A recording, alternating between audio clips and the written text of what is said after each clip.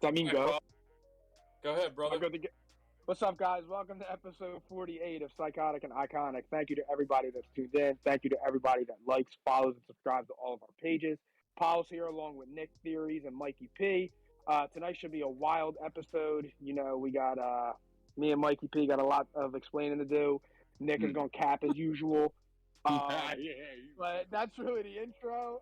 We're testing out our first virtual. So if you are watching us on YouTube, let us know how it is in the comments. We need some feedback on this. With that, I'm passing it off to Mikey P, and episode 48 is getting started. Appreciate it, Pauls. And we're fully remote tonight. So no Phil also. That's the other thing. So I'm behind the computer. I'm behind all the crazy ass shit. I'm behind weird ass. Whoa, come on. So I could hit any button here and things could get a little crazy. We'll see. But other than that, all right, I'm gonna get going on our ad read. All right, Psychotic and Iconic Sports Podcast is brought to you by Prize Picks, your home for daily fantasy sports. You guys know this by now. New users who sign up for Prize Picks today using the promo code Iconic will receive a 100% instant deposit match up to $100. All right, that's the promo code Iconic. Prize Picks, daily fantasy made easy. Check us out on propshq.com. Be sure to subscribe to our show for the latest show news. We're usually live on here, but we are not tonight. Okay, check us out there though for our news, our episodes, live streams, anything about us. It'll be up there as well as on all of our social media platforms. And you can see a link to all of our audio and listening platforms on our social media. Okay. So there's that. Next week, Tuesday, Thursday, okay? So it's not going to be a Monday, Thursday show, not regular schedule, because there is the Rams-Cardinals playoff showdown on Monday night, and we are going to be able to break down all of the playoff games together on Tuesday. So again, that's Tuesday, Thursday, 8 p.m. next week, okay? And we're going to have Phil back. So it'll be a much cleaner operation, I'm sure. And tonight, guys, so it's more of a reaction show. It's a little bit more informal tonight. NFL Week 18 was fucking chaos. The most improbable bullshit happened because that's how this season has been. It's been fucking wild, okay? It's been crazy. So that's what we're going to do. We're going to just talk. We're going to answer to the bell. We're going to talk about things we got right, okay? And it's going to wind up being a shorter show, but it'll still be pack and punch, right? So here we go. Right? Here's the first transition of music. See if I got it. I'm pretty sure I hear NFL primetime, right? Can you hear that shit? We don't. Nick, we don't hear that. I don't hear that. No. Nick's still in studio, but guys. I'm still rocking and rolling now. I got bounce still. Pause. Get the fuck out of here with that shit. Hey, guys, one more time before we have to put an end to this. I think it's only appropriate to do this. Just one more time. One more time. It's dead. Come on, Nick. That horse is on the ground. It's the last time of the season. It's over. He's on the ground. Yeah. He's not galloping anyming. He's done. Overreactions are crazy, man. He's storming away from Lucas Stadium. Overreaction. They missed the playoffs, guys. It happened. It happened. They were 2-14, Mike. Mike, we're talking about the Jags, pals. Nick, we're talking about the Jags, pals. We are. Come on. They were 2-14. All right, hold on. Go ahead, Mike. Go ahead before I have to go off on this, man. Oh, my God. We're about to go off the rails, I know. NFL Week 18 recap. No cap. And obviously, we just told you what we're going to start with. The Indianapolis Colts.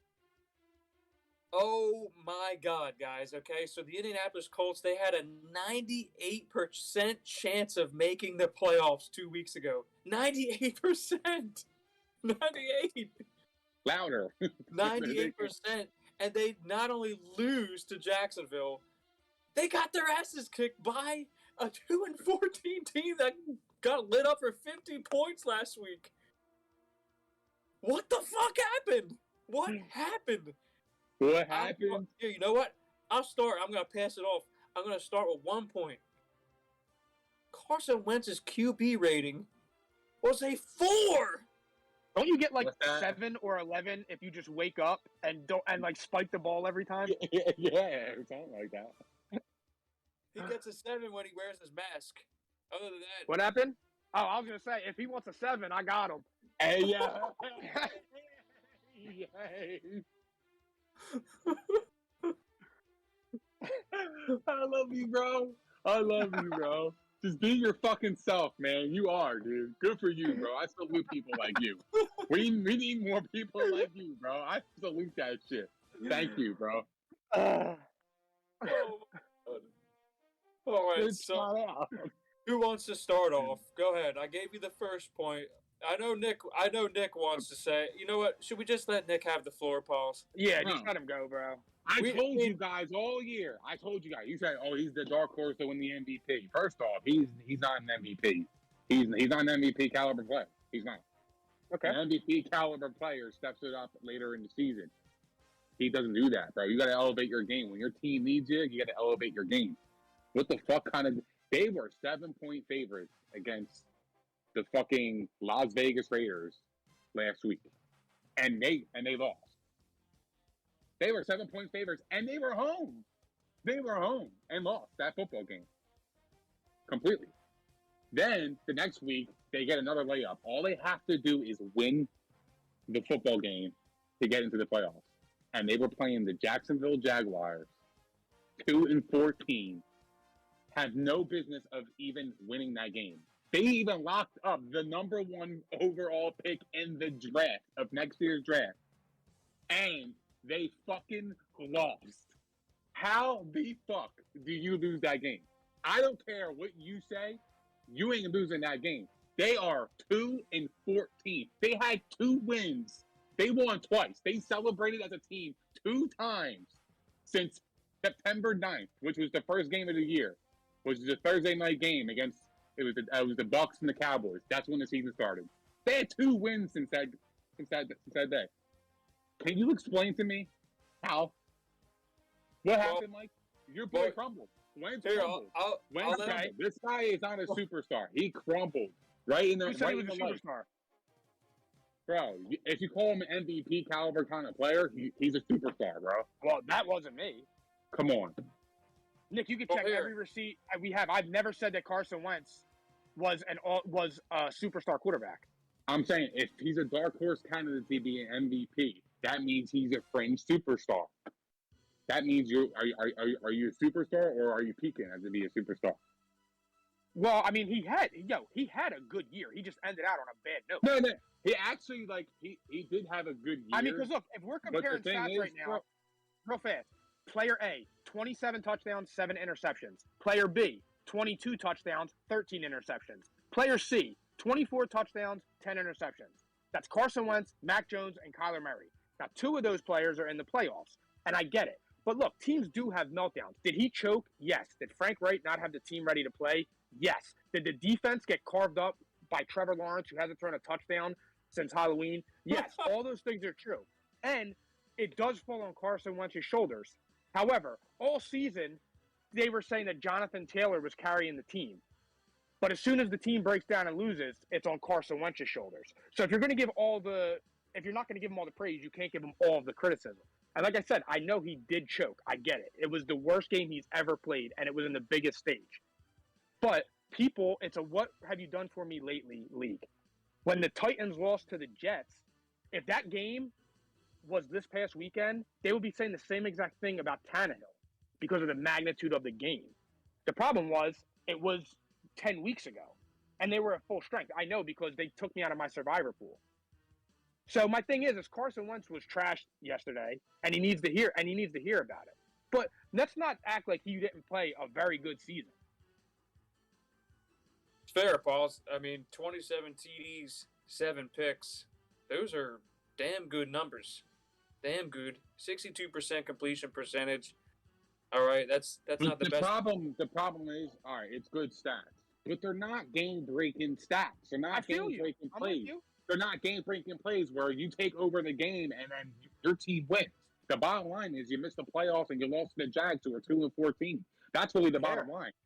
His numbers look awesome. 27 touchdowns to 7 interceptions. He has been a game manager this year, and he's been very efficient because he doesn't turn the ball over. I get that. He has improved in that category, per se. But at the same time, out of those 27 touchdown passes, it's like I never see the game-breaking MVP player that we've seen in, 2017? Like, I don't think that guy's coming back. No, never. If we're gonna be frank here, we just don't see it consistently enough. Like there's spurts where he'll show he can make some crazy ass throws, but he makes exactly right. He makes good throws, and then all of a sudden he just makes a bonehead play, and then it's just very confusing with him. I just don't think he's that guy. I really don't. The issue here's the thing: the difference between like somebody like Carson Wentz and somebody like an all-star quarterback. I'm trying to think of somebody like an Aaron Rodgers or Tom Brady, or like Mahomes or something. He has all of that talent. The problem is they do it consistently. He'll make a throw where you look at it and you're like, oh my God, what a throw. And then he'll like the fumble where he got face planted and the game was actually over when he fumbled. I think it was right after halftime. He makes a play like that and you just look at him and you're like, yo, you can't do that on this stage. Like they are a 2-win team. Everything you just did this year to build up your confidence, your psyche, change the media around you, you weren't getting ripped apart in the media again. Everybody was starting to come back on your side, and you go out there and lay an egg. There's nothing I can say. It's inexcusable. And really, I mean, not to excuse him because that was just garbage. He was missing throws left and right. He had the overthrow issue, which has been, common across his career. Obviously, the fumble was major. There were some missed opportunities that were not his fault, but granted, they all happened at times when you already let the game get out of hand. I mean, they were sitting at 3 points for a majority of the game. So, the problem that I have here is, the whole team, usually there's been a part of this team there's always one part of the team that steps up and the other does not. Like when they were losing games at the beginning of the season, they were not a finished product, but there was always at least one part of the team that would play well and the rest of the team didn't. This was just I don't understand, and I love Frank Reich. I don't understand how this team wasn't prepared to play, knowing your season's on the line, knowing that you blew the game against the Raiders, and granted, that's okay. You're going to lose games in this league, but nobody even talks about that. To just lay an egg in Jacksonville, it's the most bizarre thing. It's just like we kind of previewed this a little bit last show, where Indy has not won a game in Jacksonville since 2015, and they haven't won a game there once since Frank Reich's been the coach. Like what is it about that location that does not allow them to play their game? And they didn't look like themselves at all. And also Carson Wentz looked like he was trying to play hero ball like last year when he was trying to do too much. It was plain and simple. He's just trying to do too much. And it was just a slop fest. It's completely bizarre and out of character for a team that has a lot of leaders. They have a ton of talent. They had the most Pro Bowl players this season. The roster is constructed top to bottom, loaded with talent. And this is the scariest team in the NFL 2 weeks ago. 2 weeks ago, this is the one team that nobody wanted to play. And they went from being that, they literally... So they beat the Patriots. It's the most bizarre thing. They beat the Patriots, who were also the other hottest team in the league at the time, okay? And then they beat the Cardinals, all right? And in each of those games, even though Carson Wentz did not have to do much in the Patriots game, he still had to make plays at the end of the game, especially the Cardinals game, where Carson Wentz went out and won the game at the end of the game against a much better opponent. So it's just so bizarre, how this moment was too big for this team and Carson Wentz and Frank Reich, who's a hell of a coach. This is the guy who went and beat Bill Belichick in the Super Bowl. It don't make any sense. So, adios. It sucked. It sucked, man. It's crazy. Frank Reich didn't even commit to him for 2022. I don't blame him, bro. You lost to a 2-14 team to get into the playoffs. Tough. I know. That's horrible, it's tough, man. but look, he's going back. I feel bad. Get off of him until after next year. Well, here's moving forward, okay, and we're gonna keep this short because we'll have plenty of time to talk about it in the off season. But they haven't fired anybody yet, so that's interesting because normally a collapse of this magnitude means heads are rolling. So nobody's been fired, and I highly doubt. Like Frank Reich's been very successful, and he's well regarded in league circles. He's not going to go anywhere. But usually you'd see like some assistant coaches get fired at this point. And Carson Wentz, like that. Here's the thing: is they invested a first and third round pick basically because the first round pick did convert over to the Eagles, and because of this trade, the Eagles wound up paying so much of the bonus that Carson Wentz's cap is only 25 mil for the next few years. Like he's actually a really cheap quarterback. Like that's below average QB money right there, and he's middle of the pack at this point, with signs of showing he could be better than that at times. So like they have a great value on the contract, and he's gonna be back. So now let's see what happens when they have a full season where they don't have chaos to start the season. Because remember, they had a boatload of injuries. We didn't even know if Wentz was going to be playing at all. We didn't even know if they'd have him or Quentin Nelson. They wound up coming back. So next year we're going to have to see like the second, year two of this full off season of preparation. There really isn't an excuse for this loss, but next year, full body of work, there isn't an excuse for them to start 0-5, 0-6 like that. That can't happen again. That literally dictated their whole season. Yeah, for sure. I mean, it's yeah, for sure. And it's going to be interesting next year too, because like I wonder if there's going to be much of the same COVID protocols. Yeah. I mean, he did play like shit after he was out on that protocol, bro, and he was symptomatic, so you don't know. So it's weird. Is that, are the players going to have those same issues where, they're away from the team and doing remote classes for a week before you're getting prepared for essentially playoff games? I mean, so that, that's interesting too. But I think he'll be back. But if they don't make the playoffs next year, then he's done because he'll be able to be cut at that point because the Eagles absorbed all his issue. Yeah. And you went from 11-5 with Phillip Rivers to 9-8.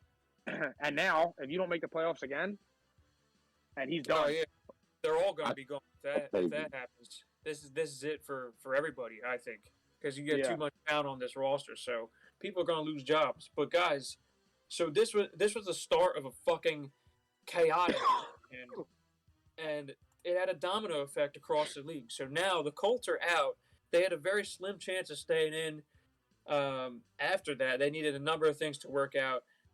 Long story short, it did not. But I think the fair place to start, because this is the game that now determined everything else in the AFC.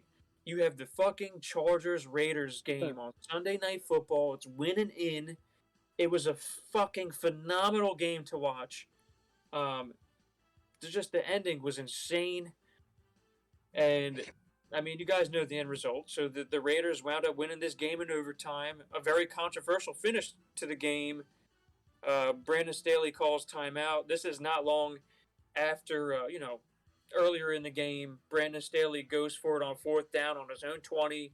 It seemed to dictate how this game was going to go. So this guy's fucking crazy, what I'm getting at. But he called a timeout, and the Raiders actually were about to kneel and end the game in a tie. And because he called a timeout, the Raiders go out and they kick a game-winning field goal after Josh Jacobs breaks that 11-yard run. So here we are. I mean, I think we got to talk about this game a little bit because it was just absolutely insane. And then we will talk about the results of what happened due to the finish of this game. So just give me your thoughts, though, on the Raiders' victory / the game. And I'll start with you, Pauls. For me, I thought it was great for the Raiders and that franchise for everything that they've gone through. I really believe that Rich Piazza, I forget his name, should be back next year without a doubt, to be honest. And I'm going to start off with the Chargers like this. I think Brandon Staley needs to be fired. Wow. After 1 year? I'm dead serious. I would fire him, and I would bring in Jim Caldwell, Jim Harbaugh, Brian Flores, Doug Peterson. I really think he should be fired, bro, because I punted more times playing Madden than he did this season. And he cost he cost his team a trip to the playoffs. There is no reason that Justin Herbert, a healthy Austin Eckler all season, which is like the first time, Keenan Allen, Mike Williams, and Jared Cook are not in the playoffs. That is solely coaching because you have a superstar quarterback, a superstar wide receiver, Mike Williams, who you could argue is one of the best deep threats in the league, a superstar running back, and a bonehead coach. You're in a playoff game going for it on your own 20. That's rookie mistakes coaching. The timeout that he called, bonehead mistake. He did it against the Chiefs, and then they lost in overtime. I think that's stuff that I would lose trust in him. I'm dead serious, dude. If I'm the GM of the Chargers, I'm firing him. Well, here's the thing. So this team winds up going 9-8, and they were a sleeper team. I mean, they were another one. Bomb squad.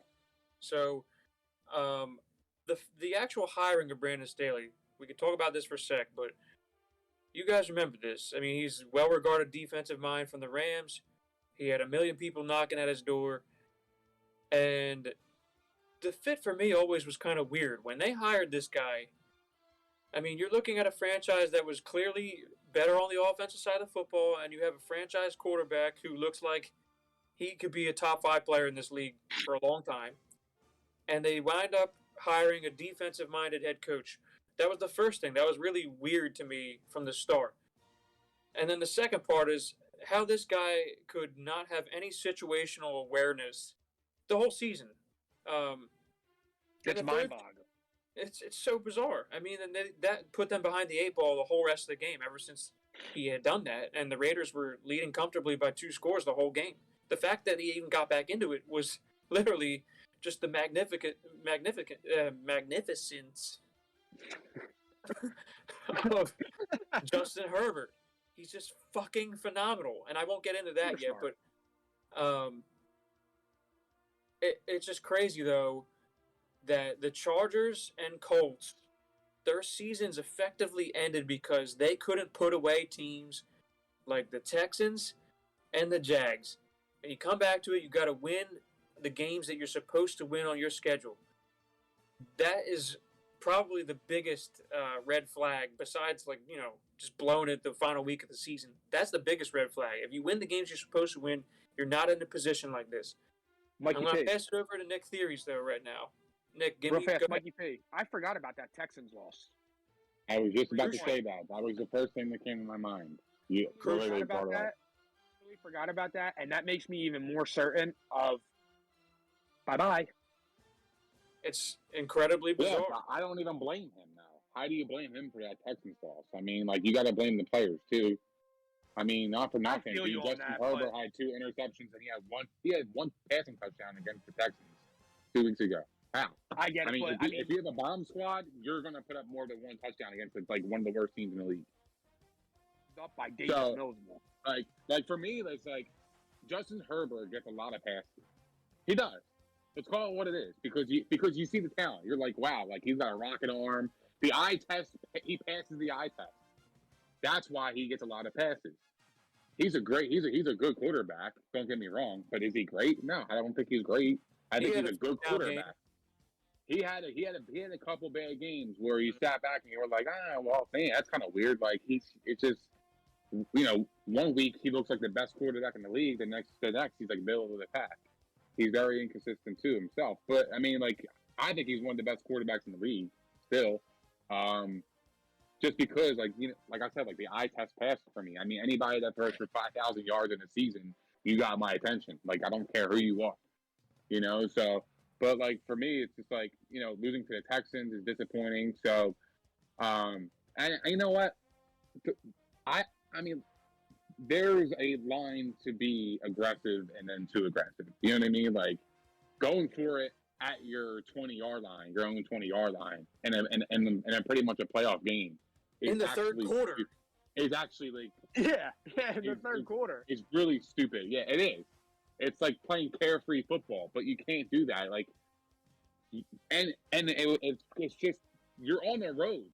You're on the road. You don't do these kind of moves. You know what I mean? Like, I'm cool with going for it in their territory on the 40-yard line. You're like, you know, borderline punt or something. I'm cool for going for it. But when you're going for it at your own 20, That's bizarre. Besides the point. If on their own 45, Yeah. I would have been okay. I would have accepted it more. But I'm not about to accept it on your own 20. No, that's crazy. It's a guaranteed field goal. You literally just gave up 3 points. At least 3. At least. At least. And so, but I want to talk about the Raiders. I mean, my hat's off to them. Like, dead serious. I mean, they defied all the odds.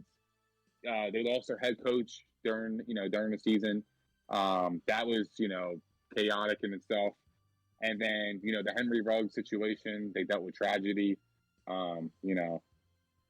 Prayers to that family. But yeah, I mean, like, I just think they've dealt with so many issues all year. And then the fact that they're still playing in the playoffs and they have made it, that's it's a great story. It makes me want to root for them. Weirdly, like when they were playing when they were playing Monday night, I was actually like rooting for them.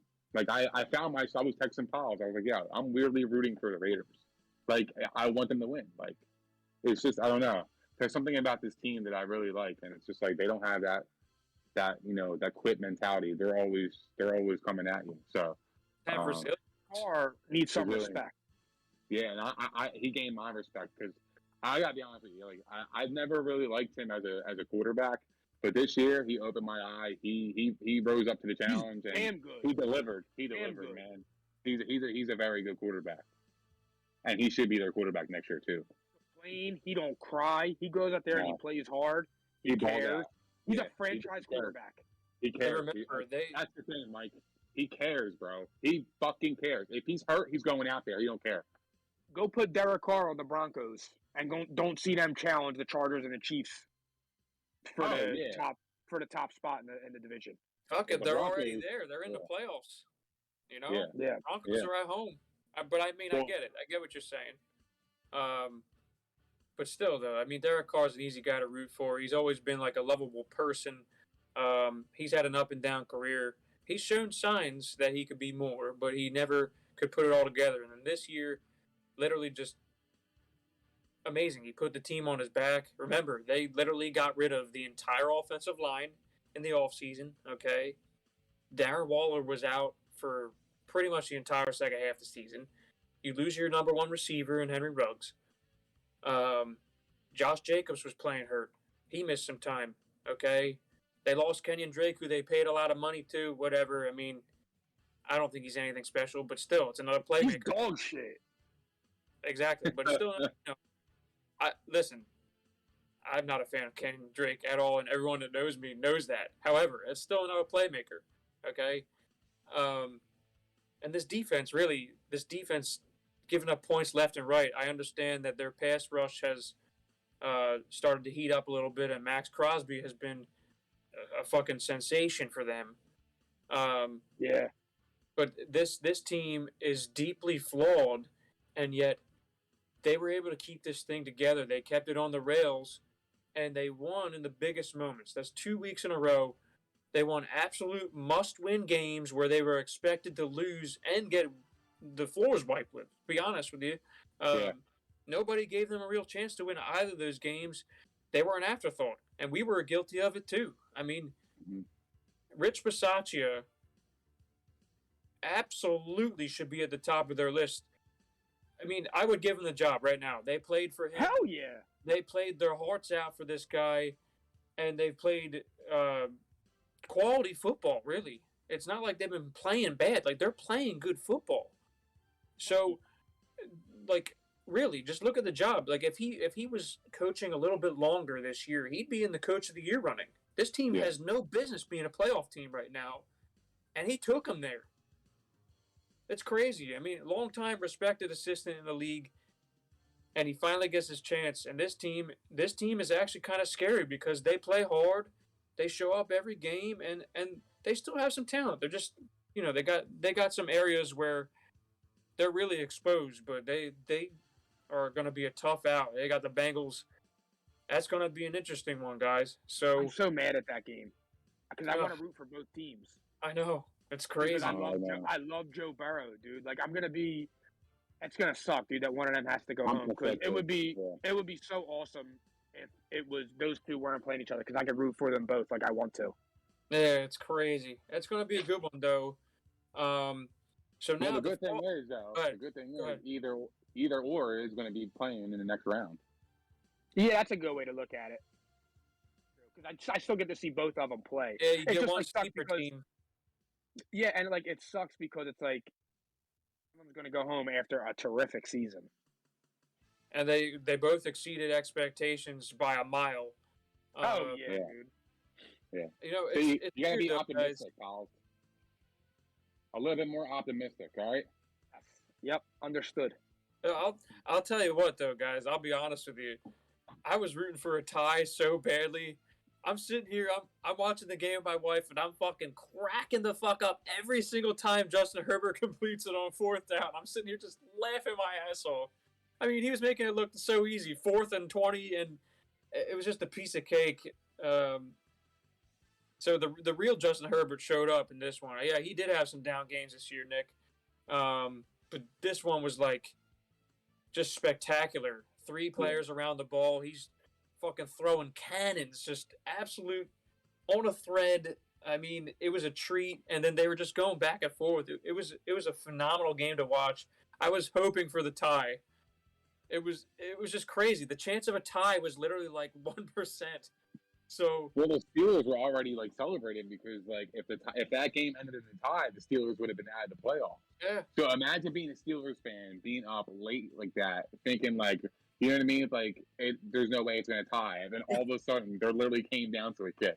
I would be fucking like, I'd be shook. This Imagine not seeing Justin Herbert in the playoffs and having to see Big Ben. Oh, what a difference! But this is a good segue. I'll go with the experience. This is a good segue, guys, because we were actually going on to the Steelers next. And I'm going to point out one thing from that game, though, before we talk about the Steelers. Did you see when they panned the camera at the end of the game to there was one fucking Steelers fan in the crowd of that Chargers-Raiders game. And again, I was fucking pissing myself when this guy came on the screen. He looked like he was about to jump off the railing. It was just crazy. That, like, of all things, maybe it was. Shout out, bro. I love you. But still, like, just the odds of a fucking tie here, it was baffling. It was almost like everyone on Twitter was saying, the league is rigged and all this shit. Because it was literally like that improbable that you're going to show up to this game and see neither of these teams win. So it was just nothing. It was comical. I felt so bad. Like, if you were a fan of either of those 3 teams, you were likely shitting yourself for a solid half hour straight. So anyway, Steelers get in. That's the bottom line here. The final seed of the AFC. The fucking Steelers, who are a deeply flawed team. They've been poop all year. They make Nick's prediction in the preseason turn out to be right. Deserved or not. Louder. They did you a favor. They've been poop all year, and they are now in the playoffs. I mean, literally, last week we're celebrating Big Ben, like last game of his fucking Steelers career. Everyone's saying, last game, it's nobody thought in the right mind that this team would be a playoff team. Do you think they have a shot at the upset with the Chiefs?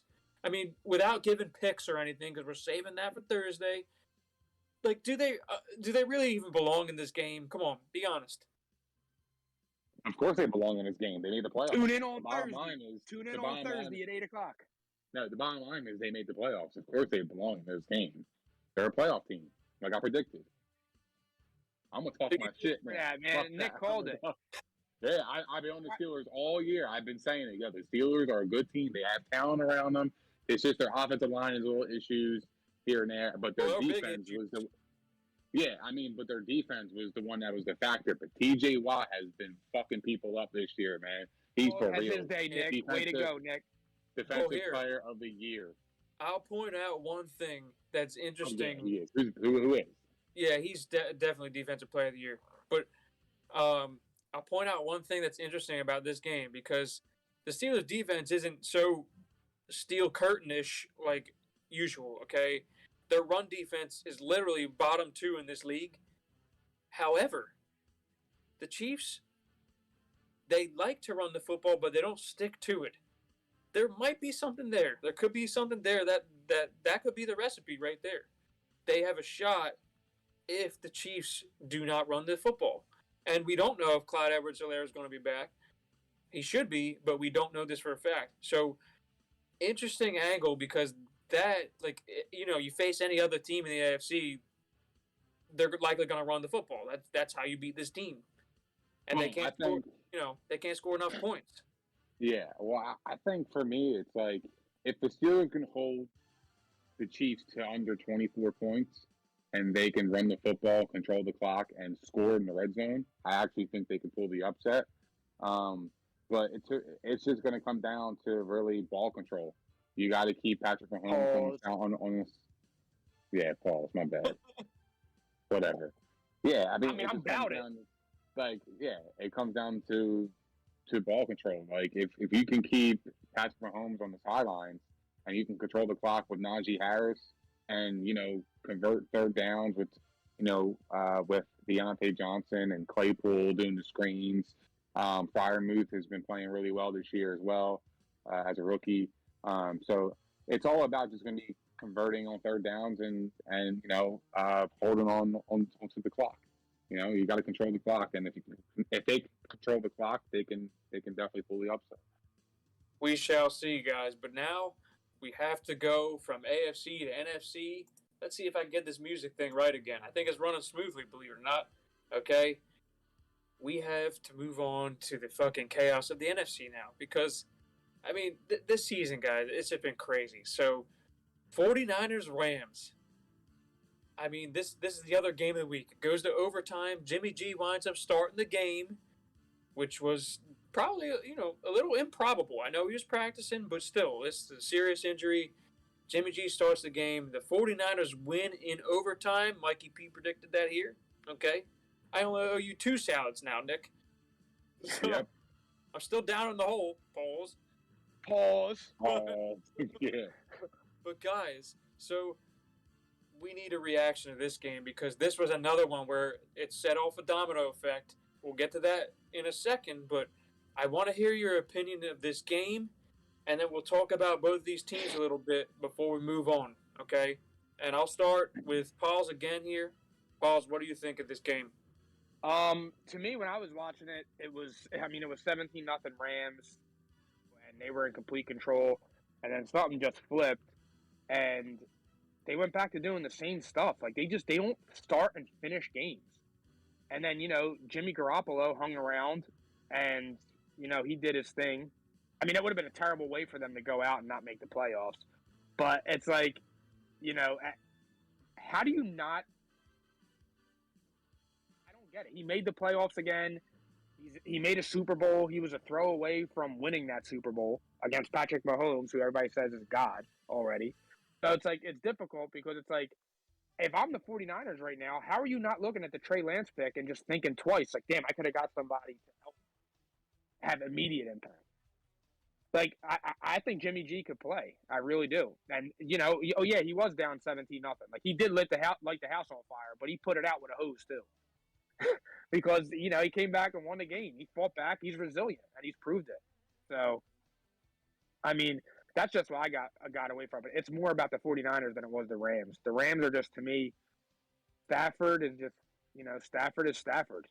And McVay is just that dude that escapes all criticism and is the boy wonder.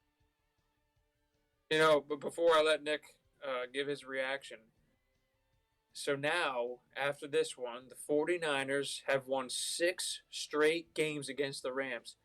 And in mostly dominating fashion. This one was close. But for some reason, Kyle Shanahan owns Sean McVay in this matchup. It's the most bizarre thing ever. This is a big reason why I took the 49ers game, other than the fact that they're just playing better football. And the Rams, they haven't beaten anybody recently. You beat a shorthanded Ravens team, and you beat the Cardinals at the beginning of their slide. So, like, I come away unimpressed. You haven't beaten anybody recently. So, I can't really be sure how to approach them in the playoffs. And not for nothing, like, outside of them falling behind, they kind of dominated that game once they got going. Yeah, and they still lost. No, I'm saying the 49ers came back and dominated them. Oh, yeah, I got you. Okay.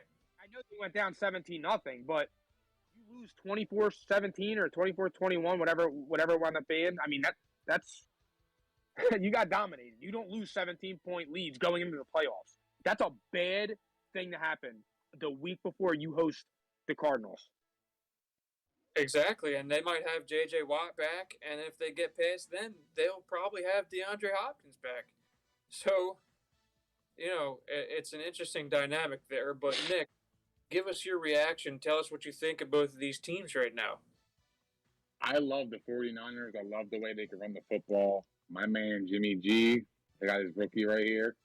Oh, that's sweet. 2014 Prism, Jimmy G rookie. Yo, if the 49ers make a run, cashing in, fellas. Sell. Cashing in. Bro, this team is legit. They can run the football. They can get after the quarterback, and that's why they won the game. Also, the Rams, it seemed like they were up 17-3, and they took their foot off the gas. In that second half, they got punched right in the face, and they didn't know how to react. Yes. So, and honestly, the Niners just stuck with, what got them there. They ran the football effectively. Deebo Samuel, I mean, can we say enough about him? He's been an absolute monster in every, sense of the word. Brandon Ayuk had an awesome game. He's, just those two, coming together to be a fucking dual threat is just amazing. And then you got Jawan Jennings. I mean, like, that guy was balling too. It seemed like you could put anybody on him, and he was just like, Jennings. Yo, you can laugh all you want. The man has 6 catches for 94 yards though, and he was balling. And if he can get going, if they can get a player like that going, like, that's scary because you got Ayuk, you got Deebo, and you got Jeff. Yeah, George Kittle. Like, Jesus, like, we're not even mentioning him. You know what I mean? Like, so if a guy like Jawan Jennings can really snap and be like that Amon-Ra St. Brown kind of player, Amon-Ra, backs louder, then this team can go far. But the Rams, again, I think they collapsed. And Mike, you were right. You were spot on, dude. You picked it. You picked the Niners over the Rams, and I salute you for that. Appreciate it. I didn't see it coming. You're tossing at salads? Pause. Yeah. So Mike's ears work a little differently than a normal person. He shot out. And his brain too. Yeah, I was gonna say, talking about my brain, not my ears. But the Rams, I am worried about them in the playoffs a little bit. Really? They haven't really beaten. Yeah, I mean, I am because they have a. Oh, you are worried about it. Yeah, I'm worried about them because they have the roster in place. Like, when you look at it on paper, you're like, no way that they could fucking lose, but they lose. I mean, that happens. Okay, you're going to lose football games. That's just the bottom line. But when you have that much talent, it just seems like the last few weeks, I know they've been winning here and there, but they haven't really gelled the way that I feel like they have even hoped, to be honest with you. I mean, when you have guys like OBJ, you got Van Jefferson, Cooper Kupp having a crazy historic year. I mean, hell, Higbee's even balling out. He's even, been really good for him this year. And Sony Michel stepped in and took over Henderson's spot, and he's played extraordinary. So it just feels like they've been really inconsistent. And I don't know if it's due to the offensive line. It seems like Stafford has been getting, like, a lot of pressure to him the last couple of weeks. And, I mean, you even saw that against the Niners. I mean, Bosa was having a day.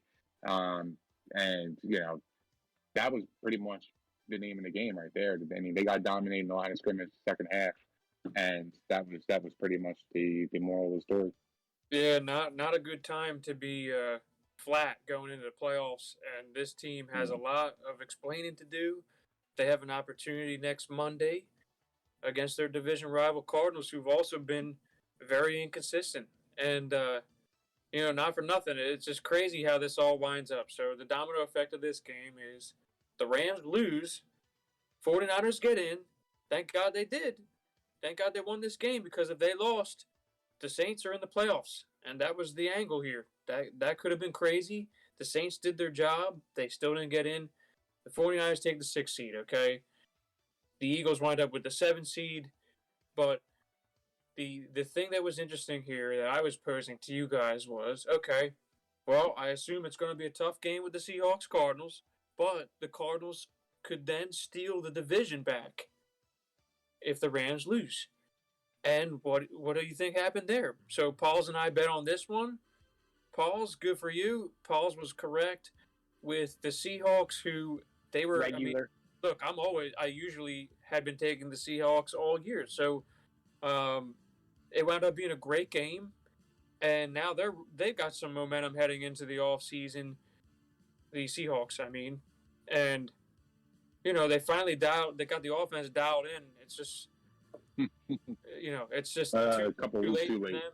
If they played that way 3 weeks ago, they might still be in the playoff race. They could have snuck in at 9-8 themselves, but they did not.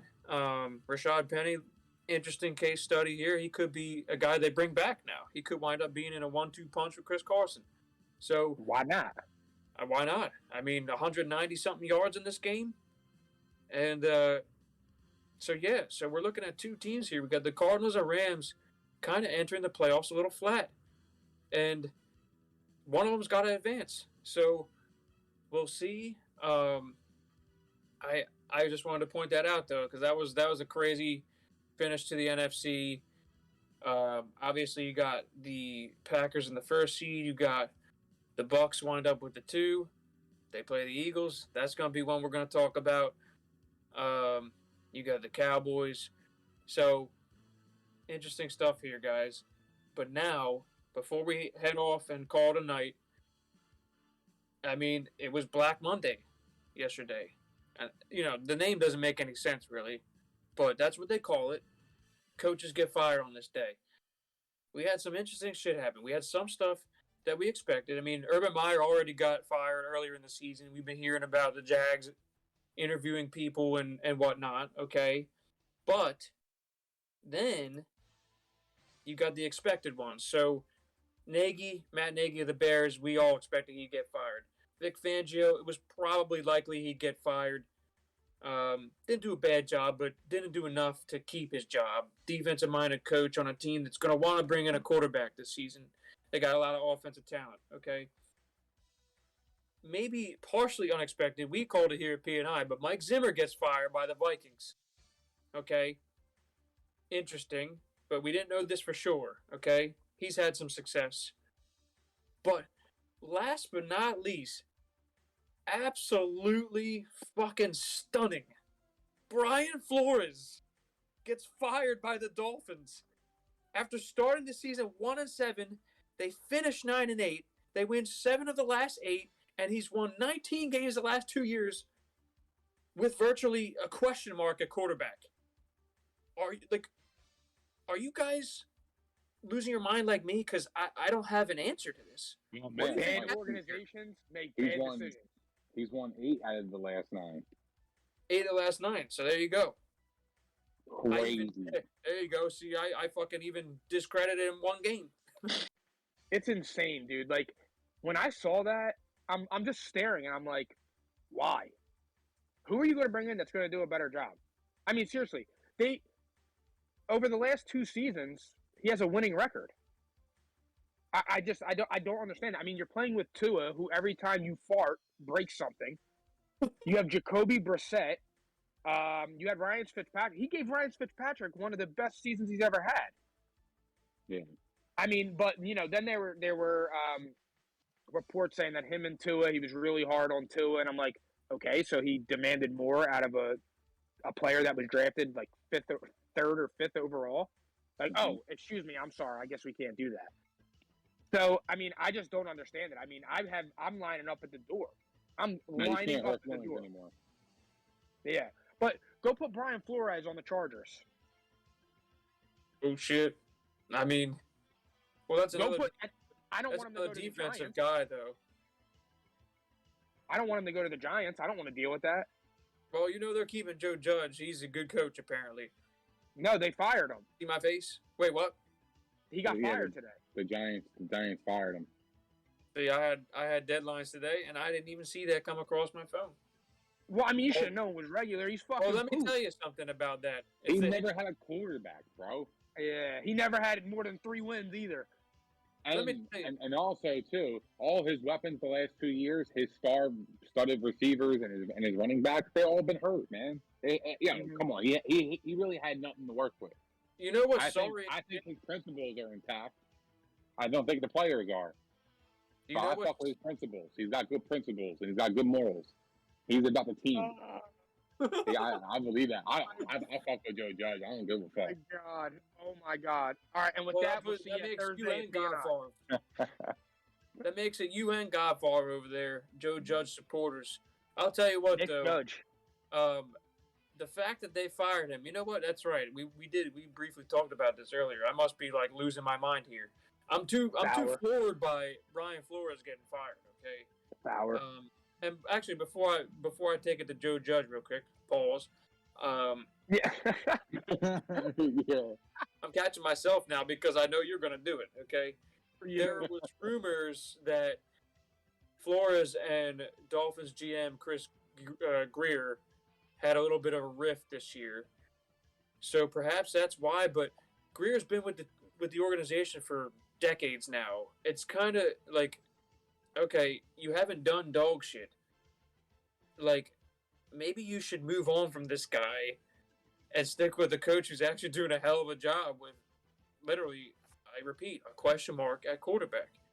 And injuries there, too. So there's been tons of instability. And he made something out of nothing, really, this season. This team was dead in the water. We were laughing at them. We were talking about how the Eagles were going to have a top 3 pick. For weeks, we were talking about this. So, for 8 weeks. And this guy, this same guy who traded that draft pick to go out and acquire Tua. Now that's the other part of the other side of it here was there's been conflicting reports of who wanted Tua versus who wanted Herbert. And I've heard it go both ways here, but I was hearing that Flores pause, you laughing. Go ahead, say it. Pause. Pause. They said they're going both ways. Did you hear that, Nick?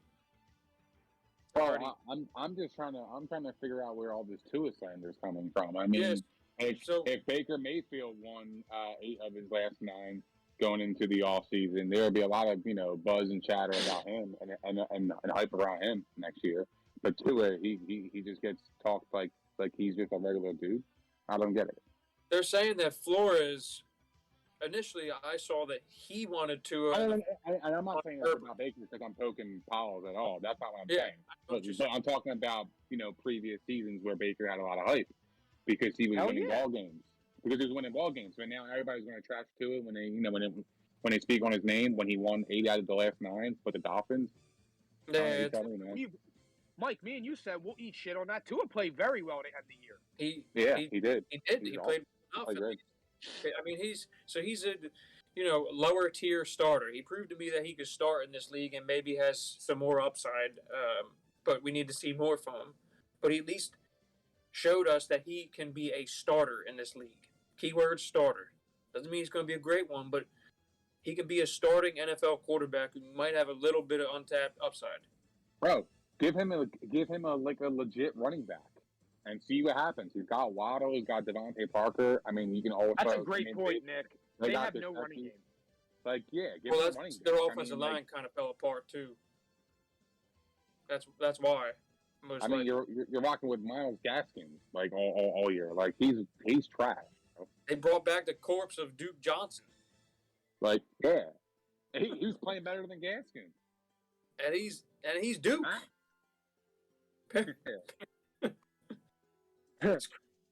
But I had him on my team last year in fantasy. That's who I had. He was a value pick. I had injuries, bro. He had injuries. Oh man. But so I guess it's only fair that we gotta laugh at the Giants one more time because they obviously must have heard the public speaking poorly about their head coach, who, by the way, ran a QB sneak on the 3-yard line. Oh no! Nick told me that was good coaching. On third down on their 3-yard line. Can I reason why?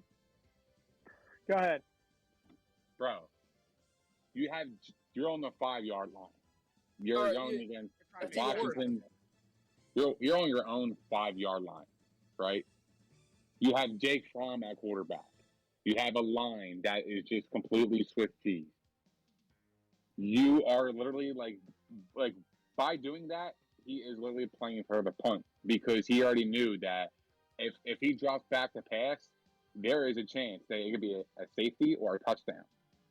So in my head, I'm thinking, okay, maybe he's doing a quarterback sneak because he's moving forward, he ain't moving backward, and in case of a safety or a touchdown. Hey, wait. This is Nick Theory's. He had Jake Fromm as his quarterback. He didn't trust him. Obviously, he didn't trust him. So he said, "Fuck it, I'm gonna run the quarterback." Hand it off. I have an idea. Why do that? I have an All-Pro running back as Saquon Barkley. He's not All-Pro anymore. That boy is washed. He's done. You don't run a quarterback sneak on 3rd and 9 on your 4-yard line. I didn't say I agreed with it, but I think if that was his reasoning, then I'm not mad about it. I'm not mad about it, bro. You're gonna punt anyway. You have Jake Fromm as quarterback. The chances of you converting for a 3rd down is just not even there. Crazy. And a quarterback. I'm psychotic and iconic. I don't give a fuck, man. I love Joe Judge, bro. Yeah, I'm rooting for him. I hope he finds another gig somewhere. I think. Yeah, well, he's got a lot of free time now. I think he had no. He'll be coaching special teams here. Bro, he had no quarterback. He had no skill players. All his skill players that they signed for big money were all injured. Darius Slayton, Shepard, Galladay, Saquon Barkley, Daniel Jones has been hurt. I mean, dude, look what he has Look what he worked with. I mean, how do you blame him? Seriously, how do you blame him? Quit on him. Any other coach would have gotten fired too then. Who would have saved that organization from all those injuries the last 2 years? I'll wait. Besides Bill Belichick. Bro. Besides Bill Belichick, who would save that who would give them double the wins that they had the last 2 years if they were the head coach? You know why he got fired? You tell me. Besides Bill Belichick, what other head coach in the league would give the Giants double wins than Joe Judge did the last 2 years? Reed, Jim Harbaugh. You can make the case. You can make the case that Brian Flores would, because Brian Flores was just doing it. Jim Harbaugh didn't win without Lamar. He didn't win shit with Lamar. You think he's gonna win shit with Jake Fromm? Fuck no. He ain't winning shit either. Harbaugh won a Super Bowl with Joe Flacco. He won a Super Bowl with Joe Flacco, number one. And number two, Joe Judge got fired. 10 years ago. We're talking 10 years ago. Yeah, but Harbaugh just kept fine wine. Hold on. Harbaugh's entire team got hurt before Lamar got hurt, and they were still playing. They were the 1 seed. Joe Judge got fired because he gave a speech. It was quite eloquent. He gave an eloquent speech about nobody has golf clubs. This ain't a clown show. He's running around doing this. It's not a clown show. It's not principles. And then on 3rd and 9, you run a quarterback sneak. Shock the world. If his reasoning was he's got principles. It's fucking crazy, yo. He's got principles. If his reasoning is the reason why of what I said is the reason why that he did that, I'm okay with it. He saved his team from getting 2 points. He saved his team from getting 2 points or 7 points. He quit on him weeks ago. He's ever broken a big run from the 4-yard line to score a touchdown? I'm not saying that. There's a reason why Godfather was picking the Giants all year. There's a reason, because the Giants were getting sleeper love as a division winner this year. They were getting legitimate sleeper love to win this division in the offseason, and they were just they're poo. Period. They quit on their coach before Jake Fromm was quarterbacking this roster. They don't have a quarterback. You put anybody and any head coach in that fucking in his shoes the last 2 years, they ain't winning shit. I can guarantee it. I guarantee you had no skill possession. You had no skill players. Kadarius Toney, he had one good game, 2 good games, and then he got hurt. He had nothing to work with. He really didn't have anything to work with. How would you feel if you were in that position and people were I'll trashing tell you? this right now. I would love that. I would love that. Hey, at least the man has principles. At least he has principles, and he stands for what he believes in. I salute that man. I fuck with Joe Judge. I fuck with Joe Judge. You know why I fuck with him? Because he's himself. He don't give a fuck about any of your opinions. He don't give a fuck about it. But you know what? His players played for him now. They fuck with him now. They did. He didn't have a quarterback, bro. He didn't have a quarterback. A quarterback sneak, Nick. If he had, oh my God. Wait, listen. He did not have a. You put any head coach in his shoes the last 2 years with all those injuries, that same roster, same sequence of events happening. I can guarantee you that the Giants would fire that same coach too. Nobody got hurt the previous year. You can get rid of. I'm not talking all these fucking names like, oh yeah, Andy Reid. Like if you said Andy Reid and Andy Reid performed like that, would Andy Reid have a job? Or would he keep his job? Andy Reid's done it. Oh, and Mike Tomlin. Because of his name? Okay. Oh, come on. What are we doing, bro? What are we doing here? That's not fair. That's not fair. Time out. He didn't have a quarterback. If he had a quarterback and he was going 3-14, I'd be like, all right, bro, get the fuck out of here. But the man don't have a quarterback. He don't have any players. He don't. Family. Because we got to move on. We wound up having a long ass show because there's a lot to react to this week. So that's okay. However, don't worry, Nick. Joe Judge won't be out of a job too long because he'll be a special teams coordinator the rest of his career, and he's still going to make good money. Oh, I thought he was going to Target because they're hiring $23 an hour for overnight shelf stocking. Yeah, you wild disrespectful, bro. Yeah, you wild disrespectful. But anyway, guys, we're going to have to cut it here. Wow, you know what? Here, I'll change the music for you one more time because I got no quarterback. I don't care. I'll argue that till I die. The man didn't have a quarterback. I know. Neither did Mike Tomlin. He had Mason Rudolph. He has principles, and now we gotta keep our principles here. We gotta stick to the schedule. We gotta end this show, and we'll talk more on Thursday. Okay? Can we end this shit? Can we end this show? Because I kind of want to keep calling about Joe Judge because honestly, man, let's talk about it, bro. You put anybody in his shoes the last 2 years, they ain't doing nothing. That's the fucking fact, and you know it. Maybe we'll talk. Maybe we'll be able to talk about this another time if he ever gets another job. But we'll see. All right. So, guys, thank you so much for joining us on our first fully remote episode, and we are without Philly Phil tonight, so he won't be returning until next week. A reminder: our show next week, Tuesday and Thursday, 8 p.m. We still have this week. We have this Thursday, 8 p.m. Okay, but next week is Tuesday, Thursday because we are going to be able to break down the Monday playoff game as well by moving it back one day. It just makes sense. So there's that, okay? Next show, Thursday, 8 p.m. We're going to do our picks, playoff picks. Shit's serious now, okay?